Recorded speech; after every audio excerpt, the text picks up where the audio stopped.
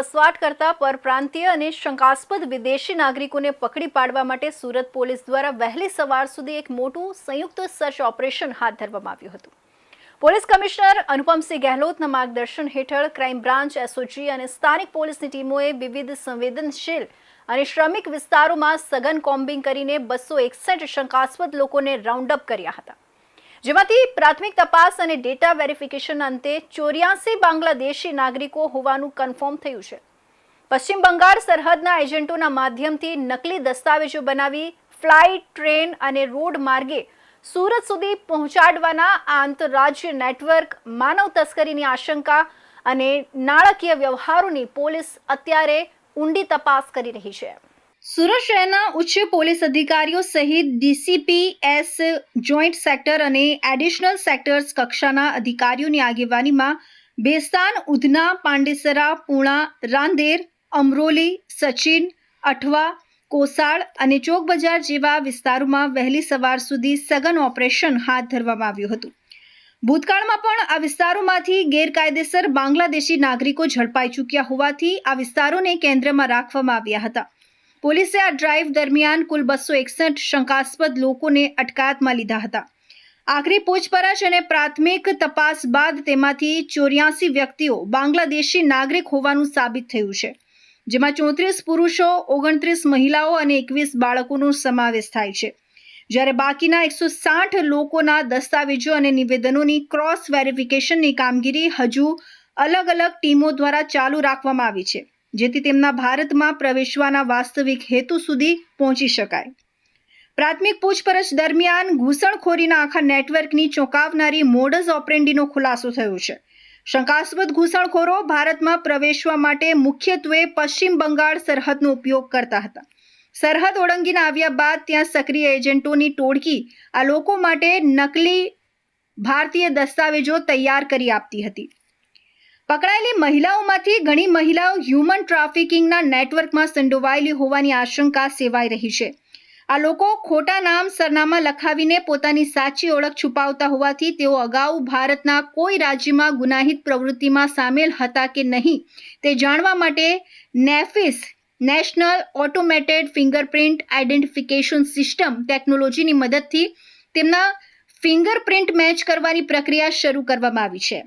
माननीय गुजरात राज्य सरकार ने सूचना मुजब जो है અને ડિપ્ટી સીએમ સાહેબના નેતૃત્વમાં જો એક અભી અમે લોકો સમગ્ર जो गुजरात पुलिस द्वारा जो इलीगल ढंग से रहता અહીંયા બાંગ્લાદેશી નાગરિકો વિરુદ્ધમાં જો કાર્યવાહી કરવા માટે એક સૂચનાઓ હતી, જો જેમાં છેલ્લા અમુક દિવસોથી જો એના ચિહ્નિત કરવાની કાર્યવાહી ચાલતી હતી। જો એના કઈ કઈ એરિયામાં રહે છે, કોણ કોણ લોકો ઇલીગલ છે, એના તમામ પ્રકારના અમે લોકો જો હ્યુમન ઇન્ટેલિજન્સ હોય કે ટેકનિકલ ઇન્ટેલિજન્સ હોય એના હિસાબથી આધાર કાર્ડની માહિતી હોય બધા કામગીરી ચાલુ હતી। અને ગઈકાલે મોડી રાતથી જો એક અલગથી કાર્યવાહી ચાલુ કરવામાં આવી, જેમાં આપણા ક્રાઇમ બ્રાન્ચ, એસઓજીના ટીમના સાથે સમગ્ર જો પોલીસ સ્ટેશનોના ટીમ, એના ડીસીપી, જો સેક્ટર, એડિશનલ સેક્ટર્સ વગેરે બધા લોકો એમાં જોડાયા। અને સુરત શહેરમાં આવનાર જો ખાસ કરીને બેસ્તાન, ઊન, પાંડેસરા, પૂના, રાંદેર, અમરોલી વિસ્તાર અને આ વિસ્તારોમાં જો સચિન વિસ્તાર થઈ ગયા, અઠવા, કોસાળ, ચોક બજાર, આ વિસ્તારોમાં જ્યાં વધારે આ પ્રકારના લોકો પહેલે પણ પકડાઈ ચૂક્યા છે એના જો ટાર્ગેટ કરવામાં આવ્યા જોઈએ અને એના કોમ્બિંગ કરીને એના જેટલા બી લોકો હતા જોઈએ એના વેરીફાઈ કરવાની કામગીરી ચાલુ થઈ જોઈએ। અને અર્લી મોર્નિંગ સુધી તક જો વિગતો આવી, અમે લોકો ટોટલ 261 જેટલા લોકોને જો શંકાસ્પદ બાંગ્લાદેશીઓને જો રાઉન્ડ અપ કર્યા હતા, જો જેમાં પૂછપરછ, એના જો મોબાઈલ નંબરોમાં જો ડિટેલ્સ, બેન્કિંગ ડિટેલ્સ, બેંકને પૈસા ક્યાં ટ્રાન્સફર કરતા હોય, કોના સાથે બાતચીત કરતા હોય, આ બધા તમામ પ્રકારના જો પુરાવા, આધાર કાર્ડના પુરાવા, રાશન કાર્ડ વગેરે બધા અમે લોકો જોયા। અને જો અમારે ભારત સરકારની જો બી સુવિધાઓ છે, ભારત સરકારની સુવિધાઓ છે, એના માધ્યમથી જો આ લોકોનો ડેટા અમે લોકો ચેક કર્યા છે, એના પછી જો આપણે અત્યાર સુધી 84 લોકો કન્ફર્મ થાય છે જે બાંગ્લાદેશી નાગરિકો છે જો અને આમાં જો ટોટલ 34 જેટલા પુરુષ છે, 29 જેટલા મહિલા અને 21 જેટલા બાળકો છે। એના સાથે અલગ અલગ જો ટીમો અત્યારે એના પૂછપરછમાં કામગીરી ચાલુ છે, જો સ્પેશિયલ બ્રાન્ચ અત્યારે ઇન્વોલ્વ થઈ છે, જો જેમાં આ લોકોનો જો ફર્ધર જો પ્રોસિજર હોય છે કે એના એક જોઈન્ટ ઇન્ટ્રોગેશનની સુવિધા છે, એના બધા અલગ અલગ એજન્સીઝ એના ઇન્ટ્રોગેશન કર્યા પછી જો ભારત સરકારનો જો નિયમ છે ડિપોર્ટ કરવાના, આ હિસાબથી જો અમે લોકો એના ડિપોર્ટ કરવાની કામગીરી ટૂંક સમયમાં કરવાના છીએ. અને અત્યારે એના સિવાય બી લગભગ 160 જેટલા લોકો છે એની બી અત્યારે ટીમો અલગ અલગ પૂછપરછ કરી રહી છે. એના બી જો વર્ઝન છે એના બી વેરીફાઈ કરી રહી છે. અને આ ડ્રાઈવ જો છે અમારા આવનાર દિવસોમાં બી ચાલુ રહેવાના છે, જેથી આપણા શહેરમાં કોઈ ઇલીગલ પ્રકારના કોઈ બાંગ્લાદેશી નાગરિક અહીંયા ના રહે. કાયદાકીય નિયમો અનુસાર આ પ્રકારના કિસ્સાઓમાં સંયુક્ત પૂછપરછ જોઈન્ટ ઇન્ટ્રોગેશન ફરજિયાત હોવાથી હાલ સ્પેશિયલ બ્રાન્ચ અને લોકલ પોલીસની સાથે સેન્ટ્રલ આઈબી સહિતની કેન્દ્રીય સુરક્ષા એજન્સીઓ પૂછપરછની વિધિ પૂર્ણ કરશે. આગામી 1 અઠવાડિયામાં આ તમામ કાનૂની પ્રક્રિયાઓ પૂરી કરીને કન્ફર્મ થયેલા બાંગ્લાદેશી નાગરિકોને નિયમ અનુસાર દેશમાંથી ડિપોર્ટ કરવાની કામગીરી હાથ ધરાશે. સુરતમાં કોઈ ગેરકાયદેસર તત્વ આશ્રય ન મેળવી શકે તે માટે આગામી દિવસોમાં પણ આ સ્પેશિયલ ડ્રાઈવ સતત ચાલુ રાખવામાં આવશે. ગુજરાતના ગૃહમંત્રી હર્ષ સંઘવીએ મોડી રાત્રે પોલીસના ઉચ્ચ અધિકારીઓ સાથે એક અત્યંત મહત્વની હાઈ લેવલ બેઠક યોજી હતી. આ બેઠકમાં ખાસ કરીને ઓનલાઈન છેતરપિંડી અટકાવવા અને ગુનેગારો દ્વારા વપરાતા ડમી બેંક ખાતાઓ બંધ કરવા માટે ઓપરેશન મ્યુલ એકાઉન્ટ 02 અંતર્ગત કડક વ્યૂહરચના ઘડવામાં આવી હતી. ગૃહમંત્રીની લીલી ઝંડી મળતાની સાથે જ સુરત પોલીસ એક્શન મોડમાં આવી ગઈ હતી. પરિણામે ગણતરીના કલાકોમાં જ વિવિધ વિસ્તારોમાં ઓનલાઈન છેતરપિંડીની 40 ફરિયાદો નોંધવામાં આવી છે. સાયબર માફિયાઓ સામેના આ આક્રમક ઓપરેશનની અસર એ થઈ કે શહેરના લગભગ 80% પોલીસ સ્ટેશનમાં એક સાથે ઓનલાઈન છેતરપિંડીની ફરિયાદો દાખલ કરવામાં આવી છે. પોલીસના જણાવ્યા અનુસાર અત્યાર સુધીમાં 40 જેટલી અલગ અલગ ફરિયાદો સત્તાવાર રીતે ચોપડે નોંધાઈ ચૂકી છે. આ આંકડો દર્શાવે છે કે શહેરમાં ડિજિટલ ક્રાઇમનું નેટવર્ક કેટલું ઊંડું ઉતરી ગયું છે. પરંતુ હવે પોલીસ પણ આ ગુનેગારોને ગમે ત્યાંથી શોધી કાઢવા માટે કમર કસી ચૂકી છે. આ આખા ઓપરેશનમાં ચોંકાવનારી વિગતો સામે આવી છે. ઠગબાજોએ માત્ર મોટા માથાઓને જ નહીં પરંતુ સામાન્ય નાગરિકોને પણ નિશાન બનાવ્યા છે.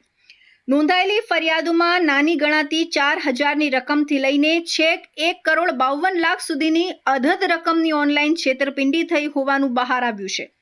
આ તમામ કેસોમાં ભોગ બનનારા લોકોએ પોતાની મહેનતની કમાણી ગુમાવી દીધી છે, જેની સઘન તપાસ હવે અલગ અલગ પોલીસ ટીમો દ્વારા શરૂ કરવામાં આવી છે. 40 ફરિયાદમાંથી સૌથી વધુ અને મહત્વની 13 ફરિયાદ સીધી સુરત સાયબર ક્રાઇમ બ્રાન્ચમાં નોંધાવવામાં આવી છે. સાયબર સેલમાં જ શહેરની સૌથી મોટી 1,52,00,000 રૂપિયાની છેતરપિંડીનો કેસ પણ દાખલ થયો છે. હાઈ પ્રોફાઇલ અને જટિલ ટેકનિકલ કેસોની તપાસ સાયબર ક્રાઇમની સ્પેશિયલ ટીમ ચલાવી રહી છે, જેથી આ ગુનાઓ પાછળ કઈ આંતરરાજ્ય કે આંતરરાષ્ટ્રીય ગેંગ કામ કરી રહી છે અને કયા મ્યુલ એકાઉન્ટ્સમાં પૈસા ટ્રાન્સફર થયા છે તેનો વહેલી તકે ખુલાસો થઈ શકે. સાયબર સેલ ઉપરાંત શહેરના તમામ પ્રમુખ વિસ્તારોના પોલીસ સ્ટેશનો આ ઓપરેશનમાં જોડાયા છે. ઈચ્છાપોર, ડુમ્મસ, સચિન, જીઆઈડીસી, ભેસ્તાન, સચિન, ડિંડોલી, ઉત્તરાણ, અમરોલી, જહાંગીરપુરા, અડાજણ, રાંદેર, અલથાણ, પાંડેસરા, વેસુ, ઉમરા, અઠવા, ચોક બજાર, લાલગેટ, સારોલી, લિંબાત, અશ્વિનીકુમાર, પૂના, વરાછા, કાપોદ્રા અને સરથાણા પોલીસ મથકમાં પણ ગુનાઓ રજીસ્ટર થયા છે. આ વ્યાપક કાર્યવાહીથી સાયબર ગુનેગારોમાં ફફડાટ વ્યાપી ગયો છે. તપાસ દરમિયાન અત્યાર સુધીમાં પોતાના બેંક એકાઉન્ટ સાયબર ઠગોને ભાડે આપનાર 70 લોકોની ધરપકડ કરવામાં આવી છે, જ્યારે તપાસ આગળ વધતા આંકડો હજુ વધે તેવી શક્યતા વ્યક્ત કરવામાં આવી રહી છે. 6 મહિના પહેલે પણ એક ઓપરેશન મ્યુલ હન્ટ નામથી એક operation Surat cyber police station અને સ્થાનિક પોલીસ સ્ટેશન દ્વારા ચલાવવામાં આવેલા હતા, જેમાં ખાસ કરીને ઉદ્દેશ એવો હતા કે જેટલા બી એકાઉન્ટ યુઝ થાય છે સાયબર ક્રાઇમમાં એના પકડવાના. મ્યુલ હન્ટ એટલે મતલબ કે આ લોકો એવા એકાઉન્ટ બનાવે છે જે કોઈ બીજા ગરીબ વ્યક્તિ હોય, કોઈ અભણ વ્યક્તિ હોય, એના ડોક્યુમેન્ટ્સ મેળવીને એના નામથી એકાઉન્ટ બનાવી લે અને એના એકાઉન્ટમાં ફ્રોડના પૈસા અલગ અલગ જે પ્રકારના ફ્રોડ હોય, ઇન્વેસ્ટમેન્ટ ફ્રોડ હોય કે તમારા ડિજિટલ અરેસ્ટનો ફ્રોડ હોય, કોઈ ફોરેક્સનો ફ્રોડ હોય, જોબ ફ્રોડ હોય, કોઈ પણ પ્રકારના પૈસા ફ્રોડના પૈસા એકાઉન્ટમાં નાખે અને એકાઉન્ટ હોલ્ડર પાસેથી આ લોકો કિટ જો હોય છે એના ક્રેડિટ કાર્ડ વગેરે એટીએમ કાર્ડ લઈ લેતા હોય છે અને અલગ અલગ જગ્યાએથી પૈસા આ લોકો જો નિકાળી લેતા હોય બેંકથી. તો આ પ્રકારના મ્યુલ એકાઉન્ટ શોધવાની કામગીરી થઈ હતી. જો એના જ અનુસંધાને સુરત શહેર પોલીસ દ્વારા છેલ્લા 1 માસથી જો એના પર ફરીથી further mule hunt operation mule hunt 2.0ના નામથી અમે લોકો કાર્યવાહી કરતા હતા જોઈએ, જેમાં ખાસ કરીને અમારા જો ઇન્વેસ્ટિગેશનમાં આ રીતે આવ્યા છે. ઘણા બધા આમાં એવા વ્યક્તિઓ હોય છે કે જેના એકાઉન્ટ હોય લેકિન એને ખબર જ નથી હોતા.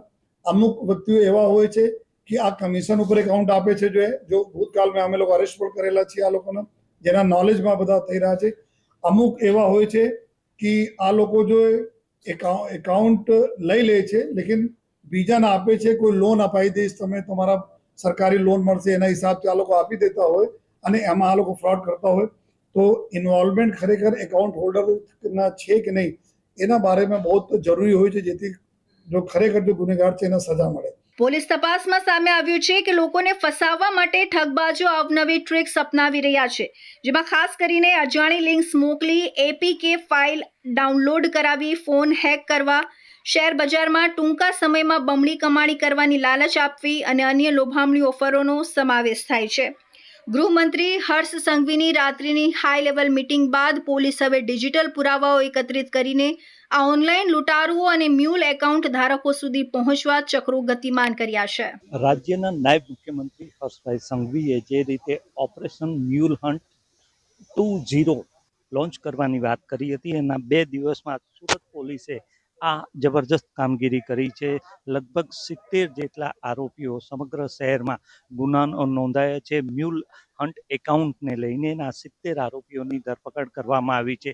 તેમાં સૌથી વધારે ગુનાઓ સાયબરમાં નોંધાય છે. સાયબર ક્રાઇમે લગભગ 20 થી 22 જેટલા આરોપીની ધરપકડ કરી છે. 1.5 કરોડ રૂપિયા સુધીની છેતરપિંડીના કેસ પણ આ આરોપીઓમાં નોંધાયા છે. માત્ર 4-5 હજાર રૂપિયામાં બેંક એકાઉન્ટ ભાડે આપતા આ તમામ આરોપીઓ હાલ પોલીસની કાયદાની સિકંજામાં આવી ગયા છે. ઓપરેશન મ્યુલ હન્ટ 2.0ની આ 3 દિવસ દરમિયાન 1, 2, 3, 3 તારીખ દરમિયાન સ્પેશિયલ ડ્રાઈવ ચલાવવામાં આવી હતી. સમગ્ર શહેરમાં તમામ પોલીસ સ્ટેશનોમાં જે સાયબર ફ્રોડને લઈને અરજીઓ આવી હતી તેની તાત્કાલિક તપાસ કરીને તમામ આરોપીઓની તાબડતોબ ધરપકડ પણ કરવામાં આવી હતી. આ પહેલાં પણ ઓપરેશન મ્યુલ હન્ટ દાખલ કરવામાં આવ્યું હતું, પરંતુ આજે તેની વધારે અસરકારક રીતે અહીંયા આરોપીઓ પકડાયા છે, એની અસરકારકતા પણ અત્યારે દેખાઈ રહી છે. જે રીતે મ્યુલ હન્ટ ઓપરેશનને અંજામ આપવામાં આવ્યો છે અને આરોપીઓ પકડાય છે, ચોક્કસપણે આગામી દિવસોમાં પણ સુરત શહેર પોલીસ અને ગુજરાત પોલીસ આ દિશામાં વધુ કાર્યવાહી કરશે તેવો અણસાર મળી રહ્યા છે. કેમેરામેન રવિ વેંદે સાથે શૈલેષ ત્રિવેદી, ઇન્ડિયા ન્યૂઝ, સુરત. તો હવે સમય છે એક વિરામનો.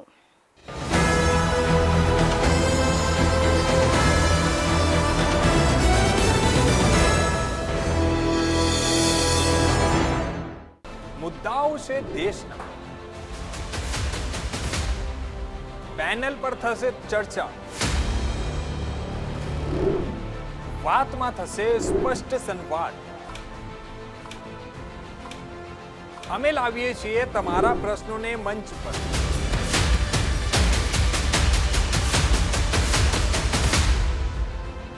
કેમ કે સમસ્યા તમારી, લડત તમારી. જુઓ મારી સાથે ફક્ત ઇન્ડિયા ન્યૂઝ ગુજરાત પર.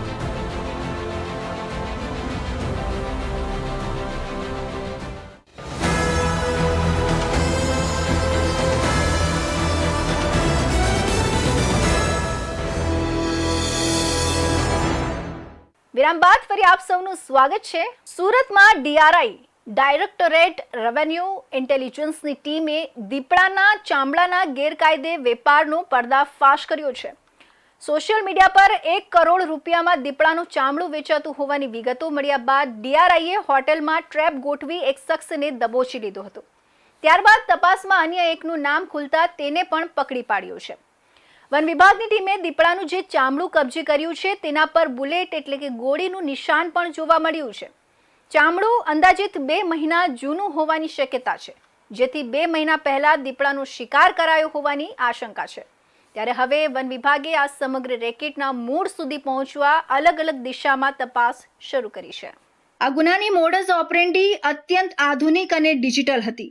આરોપી બદરી અબ્બાસ નામના વ્યક્તિએ પ્રતિબંધિત કાળા બજારના એક વોટ્સએપ ગ્રુપમાં દીપડાના ફ્રેશ ચામડાના ફોટા અપલોડ કર્યા હતા અને આ ચામડું વેચવાની હોવાની જાહેરાત કરી હતી. ઇન્ટરનેટ અને સોશિયલ મીડિયા પર બાજ નજર રાખતી ડીઆરઆઈની ટીમ તુરંત જ એક્ટિવ થઈ ગઈ હતી. અધિકારીઓએ કોઈ પણ પ્રકારની શંકા ગયા વિના બદ્રી અબ્બાસનો સંપર્ક કર્યો અને આ કિંમતી લેપર્ડ સ્કીન ખરીદવા માટે ભારે રસ દાખવ્યો હતો. લાંબી કટોકટી અને સોદાબાજી બાદ આ દીપડાની ચામડીની કિંમત અધધ 1 કરોડ રૂપિયા નક્કી કરવામાં આવી હતી.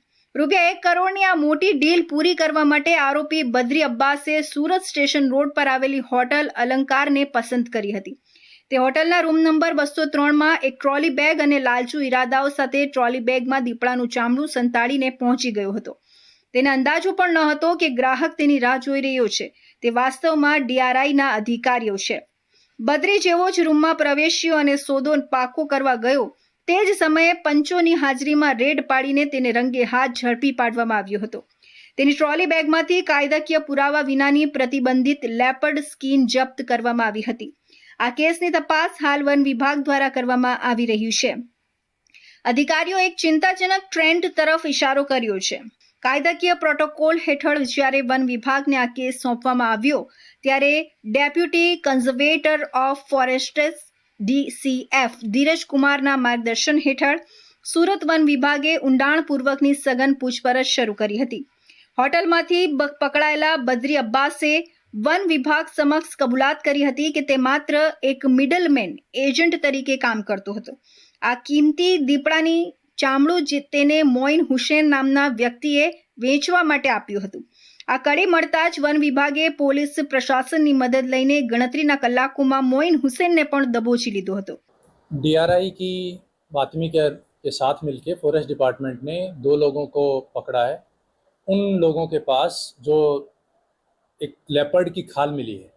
लेपर्ड की खाल से ये अंदाज़ा लगाया जा सकता है कि जो खाल है वो लेटेस्ट है, 2-4 महीने पुरानी होगी और यंग लेपर्ड है, ओल्ड लेपर्ड भी नहीं है.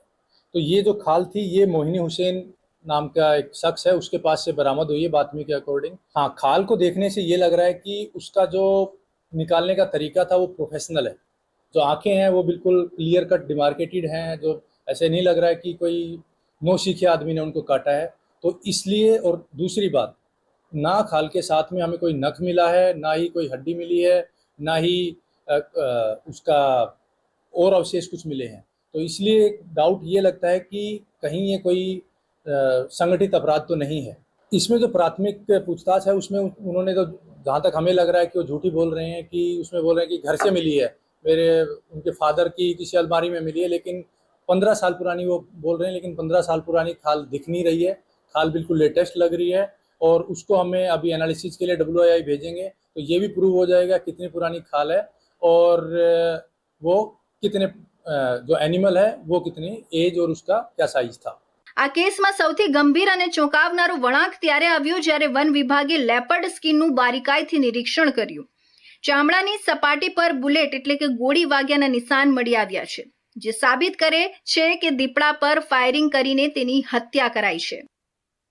દેશના વડાપ્રધાન નરેન્દ્ર મોદી 5 જૂનના રોજ સુરતની મુલાકાતે આવનાર છે. વડાપ્રધાનના આગમનને લઈને શહેરમાં તંત્ર અને ભાજપ સંગઠન દ્વારા તડામાર તૈયારીઓ કરવામાં આવી રહી છે.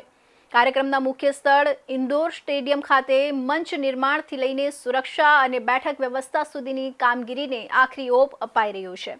મોટી સંખ્યામાં લોકોની ઉપસ્થિતિ વચ્ચે કાર્યક્રમ સફળતાપૂર્વક યોજાય તે માટે તંત્ર દિવસ રાત કામગીરીમાં વ્યસ્ત બન્યું છે. દેશના વડાપ્રધાન નરેન્દ્ર મોદી 5 જૂનના રોજ સુરતની મુલાકાતે આવનાર છે. વડાપ્રધાનના આગમનને લઈને શહેરમાં તંત્ર દ્વારા તડામાર તૈયારીઓ હાથ ધરવામાં આવી છે.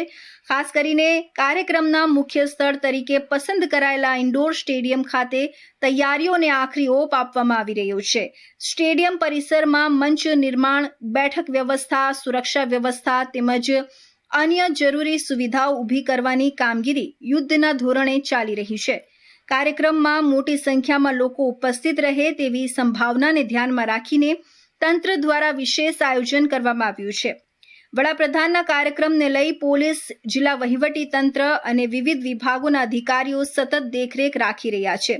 સુરક્ષા એજન્સીઓ દ્વારા સ્ટેડિયમ અને આસપાસના વિસ્તારોમાં ચુસ્ત બંદોબસ્ત ગોઠવવાની કામગીરી પણ શરૂ કરવામાં આવી છે. કાર્યક્રમ દરમિયાન કોઈ પણ પ્રકારની અવ્યવસ્થા ન સર્જાય તે માટે વિવિધ ટીમોને જવાબદારીઓ સોંપવામાં આવી છે. વડાપ્રધાનની મુલાકાતને લઈને શહેરમાં ઉત્સાહનો માહોલ જોવા મળી રહ્યો છે. ભાજપના કાર્યકરો તેમજ સ્થાનિક આગેવાનો દ્વારા પણ કાર્યક્રમને સફળ બનાવવા માટે તૈયારીઓ કરવામાં આવી રહી છે. આગામી 5 જૂને યોજાનારા આ કાર્યક્રમને લઈને ઇન્ડોર સ્ટેડિયમ ખાતે હાલ દિવસ રાત કામગીરી ચાલી રહી છે અને સમગ્ર તંત્ર તૈયારીઓ પૂર્ણ કરવામાં વ્યસ્ત બન્યું છે.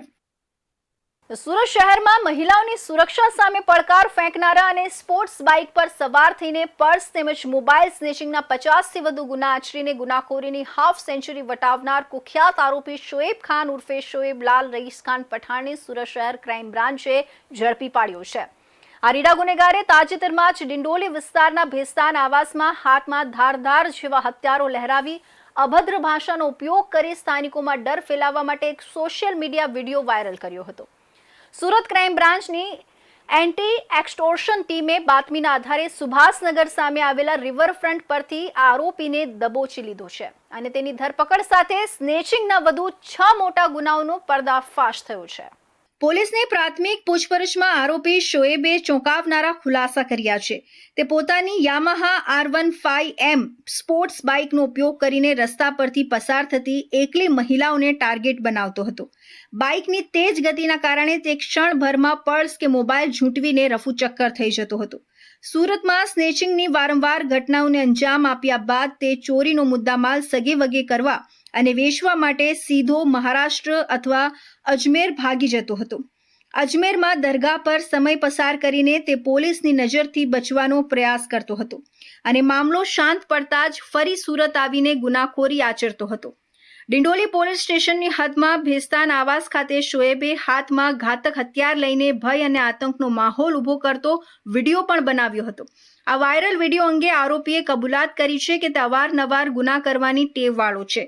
તેની આસપાસના રહીશો કે સ્થાનિક લોકો પોલીસને તેના વિશે કોઈ પણ પ્રકારની બાતમી કે માહિતી ન આપે અને ભેસ્તાન આવાસના વિસ્તારમાં તેનો એક ચક્રી દબદબો અને ખૌફ જળવાઈ રહે તેવા આશયથી તેણે આ ઘાતક હથિયાર સાથે પોતાનો રોફ જમાવતો વિડીયો બનાવડાવીને સોશિયલ મીડિયા પર વાયરલ કર્યો હતો. પકડાયેલા આરોપી શોએબ ખાન ઉર્ફે લાલ પઠાણનો ગુનાહિત ઇતિહાસ અત્યંત ચોંકાવનારો છે. તે સુરત શહેર પોલીસ માટે માથાનો દુખાવો બની ચૂક્યો હતો. અત્યાર સુધીમાં તે સ્નેચિંગના કુલ 33 ગુનાઓ, ધાકધમકી આપી ચોરી કરવાના 8 ગુનાઓ, મારામારીના 2 ગુનાઓ તેમજ જીપી એક્ટ ભંગના 2 ગુનાઓમાં સંડોવાયેલો રહ્યો છે. તેની આ ગુનાહિત પ્રવૃત્તિઓ પર લગામ લગાવવા માટે પોલીસ દ્વારા અગાઉ 7 વખત તેની સામે પાસા હેઠળ કાર્યવાહી કરીને જેલ ભેગો કરવામાં આવ્યો હતો.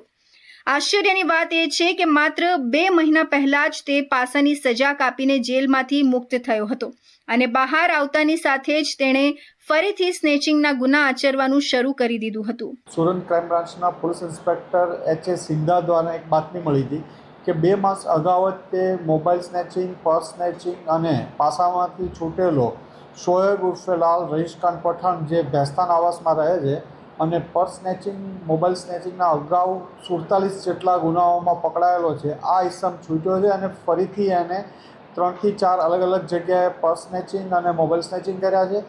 આ ઉપરાંત એણે એક વેપન તલવાર સાથે ગુપ્તી જેવું બનાવી અને વિડીયો પણ વાયરલ કરેલો હતો અને કોઈ ઉપર એસોલ્ટ કરવાનો પણ પ્રયત્ન કરતો હતો, કોઈની ધમકી પણ આપતો હતો. આ અનુસંધાને અલગ અલગ પોલીસ સ્ટેશનોમાં અનેક ગુનાઓ દાખલ થયેલા હતા. આ બાતમી આધારે ક્રાઇમ બ્રાન્ચની ટીમે એને સુભાષનગર રિવરફ્રન્ટ પાસેથી પકડી પાડ્યો અને એની પૂછપરછ દરમિયાન અલગ અલગ 6થી વધુ ગુનાઓ શોધી કાઢવામાં ક્રાઇમ બ્રાન્ચની ટીમને સફળતા મળી છે. જેમાં સલાબતપુરામાં પર્સ સ્નેચિંગનો બનાવ છે જેમાં 1 લાખથી વધુની કિંમતનો છે. ઉપરાંત સરથાણામાં 4 તોલા સોનું, 2 મોબાઈલ એટલે કરીબન 5 થી 6 લાખ જેટલો મુદ્દામાલ છે. પાંડેસરામાં iPhone 16 Pro હતો જે મુદ્દામાલ રિકવર થયેલો છે. આના ઉપરાંત ડિંડોલીમાં વિડીયો વાયરલ કરવા બાબતનો પણ એના વિરુદ્ધ ગુનો દાખલ થયેલો છે. મહિધરપુરામાં પણ એના વિરુદ્ધ 2 ગુના દાખલ થયેલા છે. આમ અંદાજે 50થી વધુ ગુનાઓમાંનો આરોપી ને પકડી પાડવામાં ક્રાઇમ બ્રાન્ચની ટીમને સફળતા મળી છે અને હાલમાં એની પૂછપરછ ચાલુ છે. સુરત ક્રાઇમ બ્રાન્ચે આરોપીની ધરપકડની સાથે જ તેની પાસેથી ગુનામાં વપરાયેલી કિંમતી મોટરસાયકલ અને ચોરીના મોબાઈલ ફોન રિકવર કર્યા છે. પોલીસ દ્વારા જપ્ત કરવામાં આવેલા મુદ્દામાલમાં 95,000ની કિંમતના 2 નંગ મોબાઈલ ફોન અને ગુનાને અંજામ આપવા માટે વાપરવામાં આવતી 1 લાખની કિંમતની યામાહા કંપનીની R15M સ્પોર્ટ મોટર સાયકલનો સમાવેશ થાય છે. પોલીસે કુલ ₹1,95,000નો મુદ્દામાલ કાયદેસરની કાર્યવાહી હેઠળ કબજે કર્યો છે અને સોનાના દાગીના તેમજ રોકડ રકમ રિકવર કરવા માટેની કવાયત હાથ ધરી છે. સુરતના જહાંગીરપુરા વિસ્તારમાં આવેલી સુડા સંસ્કૃતિ વણકલા આવાસ યોજના સરકારી તંત્રના ભ્રષ્ટાચાર અને નબળા બાંધકામનો જીવતો જાગતો પુરાવો બની ગઈ છે. વર્ષ 2024માં જ જ્યાં ગરીબ અને મધ્યમ વર્ગીય પરિવારો પોતાના ઘરના સપના સાથે રહેવા ગયા હતા, ત્યાં માત્ર 2 જ વર્ષના ટૂંકા ગાળામાં સમગ્ર ઇમારત જર્જરિત થઈ ગઈ છે. વર્ષ 2025ની શરૂઆતથી જ બિલ્ડિંગોના ચોસલા, પ્લાસ્ટરના પોપડા અને ફ્લોરિંગની ટાઇલ્સ આપોઆપ ઉખડવા લાગી છે. અહીં કુલ 24 જેટલી હાઈરાઇઝ બિલ્ડિંગો આવેલી છે, જેમાં 2060 કરતાં વધુ ઘરોમાં અંદાજે 10,000થી વધુ લોકો વસવાટ કરે છે. આ તમામ લોકો છેલ્લા 1 વર્ષથી રાત દિવસ મોતની સાયકલમાં જીવી રહ્યા છે. આવાસના જર્જરિત બાંધકામ અને સુવિધાઓના અભાવને લઈને સોસાયટીના રહીશો દ્વારા સુરત અર્બન ડેવલપમેન્ટ ઓથોરિટી સુડા ભવન ખાતે વારંવાર લેખિત અને મૌખિક રજૂઆતો કરવામાં આવી છે.